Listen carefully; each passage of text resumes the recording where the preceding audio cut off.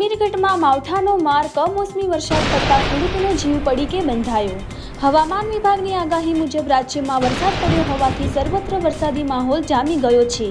ત્યારે અમીરગઢમાં પણ ગાજવીજ સાથે મુશળધાર વરસાદ ખાબકતા તૈયાર પાકની સોથ વળતા ખેડૂતો એકવાર ફરી કુદરતી આફતનો ભોગ બન્યા છે। જુઓ આ અહેવાલમાં। ગત રાત્રિના અચાનક વાતાવરણમાં પલટો આવતા કમોસમી વરસાદ તૂટી પડ્યો હતો, જેમાં બનાસકાંઠાના અંતરિયાળ અને મુખ્ય ખેતી પ્રધાન અમીરગઢ તાલુકામાં તો ભર શિયાળામાં વરસાદી માહોલ બની ગયો હતો। રાત્રિથી લઈ બીજા દિવસે બપોર સુધી વરસાદ પડ્યો હતો।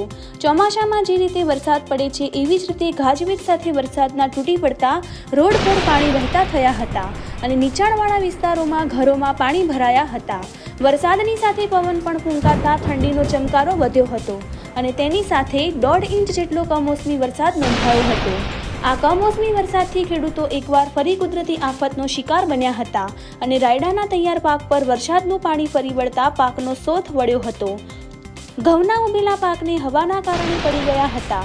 છેલ્લા 5 વર્ષથી અમીરગઢ વિસ્તારમાં ખેડૂતો આવી કુદરતી આફતનો ભોગ બની રહ્યા હતા। હજુ પણ આકાશમાં વાદળા ગોરંભાયા છે અને વરસાદના પડી રહ્યો હોવાથી જગતનો તાત ઉપર ચિંતાના વાદળો દેખાઈ આવે છે। રિપોર્ટર વિનોદસિંહ દરબાર, અમીરગઢ।